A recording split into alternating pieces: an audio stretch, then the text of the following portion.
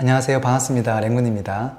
제가 지난 편에 지식산업센터 투자할 때 여러분들이 궁금해할 내용들을 한번 올려드렸어요. 대부분 지산에 대한 장점들 위주로 설명을 좀 드렸거든요. 왜냐하면 안 하는 것보다 하는 게 훨씬 나으니까요. 근데 제가 그 영상에서 이제 시간이 워낙 길다 보니까 단점들에 대해서는 제가 하나도 말씀을 못 드렸어요. 그래서 오늘 지산 투자 주의사항, 그리고 초보자가 지산 투자할 때 꼭 명심해야 될 내용들 제가 조금 안내해 드릴게요. 제가 이제 이런저런 강의를 하다 보니까 되게 다양한 수강생들을 만나는데 이런 분들이 계세요. 지산 투자를 했는데 지금 6개월째 공실이에요. 만약에 수업을 듣고 선택했다면 절대 선택을 안 했을 텐데 이미 엎질러진 물인데 어떻게 해야 될까요? 하고 묻는 수강생 분들이 생각보다 많으세요. 공실이 한 6개월 이상 되면요, 잠이 안 오거든요.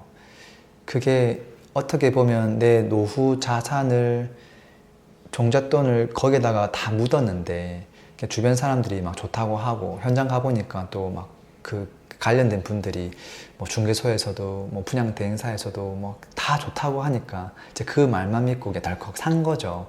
나중에 시간이 지나면서 가격은 안 오르고 입주 시점이 도래했는데 입주는 안 되고 계속 공실이고 이제 그렇게 해서 소가리를 하는 분들이 많은 것 같아요. 그래서 오늘 이 영상이 그분들에게 조금 도움이 되었으면 하는 마음으로 제가 준비를 좀 했어요. 제가 이제 그런 분들의 사연을 다 듣다 보니까 이게 다른 내용 같으면서도 공통점들이 다 있더라고요. 공통점들이 여러 개의 공통점이 있는데 최소한 4-5개의 공통점이 있어요. 제가 생각나는 걸로 한 번씩 얘기해 볼게요. 첫 번째, 분양권 투자를 좋아해요. 일단 분양권 투자해서 물린 분들이 생각보다 많아요. 두 번째는 뭐냐면 그 분양권도 그냥 구도심에 있는 것보다 신도시나 택지개발지구에 있는 분양권으로 물린 경우가 많아요. 그리고 또 그분들은 가격을 너무 절대적인 가격 자체가 낮은 걸 선호해요. 평당 500만 원이다? 왜 이렇게 싸요? 나중에 2천 되는 거 아니에요? 평당? 이제 이런 기대심을 갖고 있더라고요. 그 다음에 그 지역 명에 너무 혹하는 경우가 많아요. 땡땡 신도시다. 그러면은 야, 그 신도시에 있는 아파트는 지금 가격이 얼만데, 야, 거기는 지사는, 야, 앞으로 이렇게 되겠구나. 아파트를 상상하면서 그렇게 지역 브랜드 명만 보고 선택하는 경우가 좀 많더라고요. 다섯 번째는 프리미엄이 너무, 분양권을 투자할 때는 보통 흔히 P라는 게 있잖아요. 프리미엄이 있는데 이 프리미엄이 되게 거의 없거나 되게 작은 것들을 선호하세요. 많이 붙어 있는 걸 선호하는 게 아니라. 이 5가지의 공통점이 있어요. 근데 이것만 딱 듣고 보면 큰 문제가 없어 보이죠? 어때요? 제가 하나씩 조금 문제점들을 짚어볼게요. 자, 분양권 투자를 하는 분들은 그냥 아파트처럼 생각하시는 것 같아요. 아파트의 장점, 분양권은 뭐냐면 당첨만 되면 안전마진이 한 몇 억 정도가 확보되어 있는 경우가 많아요. 특히 서울 이런 곳들은 특히나 되게 입지가 좋은 곳들은 시작하자마자 10억 이상 로또 이런 이야기도 들리고, 조금 입지가 안 좋아도 한 1억 정도의 안전 마진을 가지고 있는 분양권들이 많거든요. 근데 지사는 그렇지 않아요. 지사는 분양가 상한제가 적용되는 것도 아니고 그냥 시작하자마자 시행사가 원하는 가격대, 주변 시세 프리미엄에다가 다시 거기서 피를 얹어가지고 분양가를 딱 측정한단 말이죠. 그러니까 절대 저렴하게 분양하지가 않아요. 근데 그거를 사서 내가 드라마틱한 결과를 기대하겠다? 이건 이제 아파트랑은 처음부터 그냥 시작이 다르다라는 거예요. 또 볼까요? 신도시하고 택지개발지구 분양권을 좋아해요. 분양권을 하긴 하는데 구도심보다는 꼭 신도시 택지개발지구.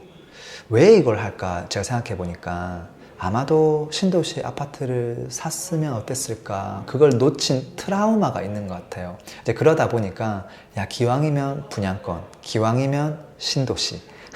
제가 예전에 썼던 책에 보면 신도시는 무조건 성공할 확률이 매우 높다고 썼는데 그건 아파트에 대한 이야기거든요. 지상에 대한 이야기는 사실 아니에요.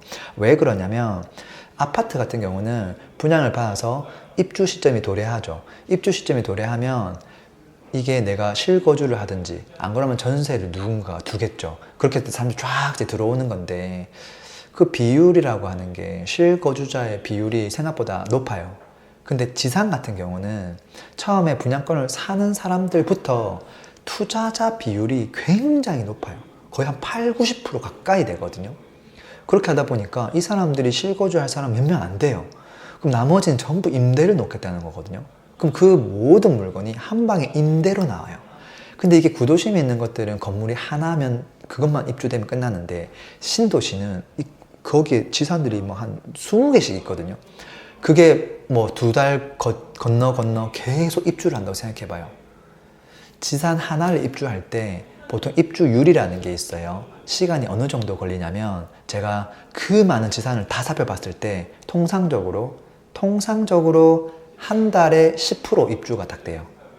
그래서 이게 한 100%를 채우려면 빨라도 한 10개월 걸려요. 정말 인기가 있는 어떤 입지가 좋은 곳들은 이게 뭐 한 8개월 이내로 단축되는 경우도 있지만, 통상적으로는 10개월 걸려요. 그것도 무난한 입지인 경우에. 근데 만약 입지가 안 좋다? 그러면 얘는 한 1년 6개월, 2년까지 걸려서 겨우 다 입주시키는 경우도 있어요. 그러니까 어떻게 되는 거예요? 입주 리스크가 굉장히 커지죠. 그 말은 공실 확률이 굉장히 높은 거죠. 이해되시죠? 신도시 분양권 투자가 생각보다 리스크가 있다라는 거예요. 그리고 여기서 놓치면 안 되는 게 뭐냐면, 모든 신도시 분양권이 다 안 좋은 건 아니에요. 좋은 게 있어요. 어떤 게 좋냐면, 사람들이 그냥 직장의 위치로서 좋아할 법한 신도시 플러스 그곳에 이미 교통이 잘 되어 있는 곳, 최소한 교통이 잘 되어 있어야 돼요, 신도시라면. 근데 이제 우리가 교통이 불편한 곳에 거주는 할 수 있어요. 거주는 그냥 한번 버스 타고 와서 갈아타서 이렇게 쭉 가면, 직장은 그래도 역세권에 있으니까. 근데 직장이 배드타운, 교통이 안 좋은 곳에 있다고 생각해 봐요. 그곳으로 가는 버스 노선도 몇 개 없어요. 그러면 그 지하철을 타서 거기에서 내려서 그 버스를 또 기다려서 띄엄띄엄 오는 그 버스를 기다려서, 또 시간대가 또 이게 일로 나오는 게 많지 절로 들어가는 건 많지가 않잖아요. 근데 그 모든 것들을 극복해야 되는데, 그러기에는 너무 리스크가 크다라는 거예요. 그게 이제 신도시의 단점이에요. 교통이 안 좋은 신도시. 자, 아까 세 번째는 이제 절대적인 가격이 너무 낮은 걸 선택하시거든요. 우리가 이제 아파트 선택할 때는 어떻게 해요?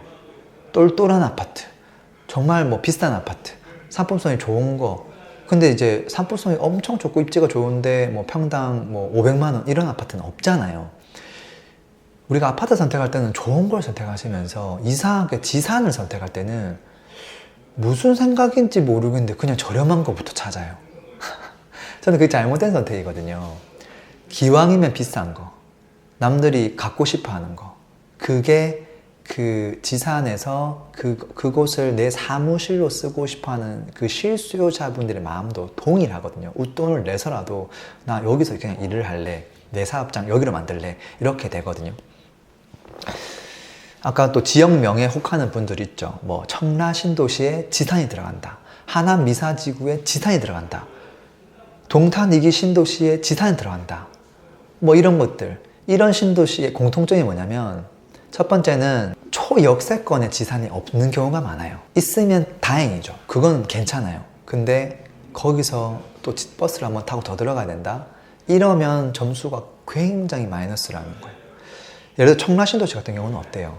여기는 지금 뭐 교통도 없잖아요. 지하철 같은 것들이. 그런 상태에서 나중에 뭐 5년, 7년 뒤에 만들어질 그 교통을 생각해서 그걸 산다?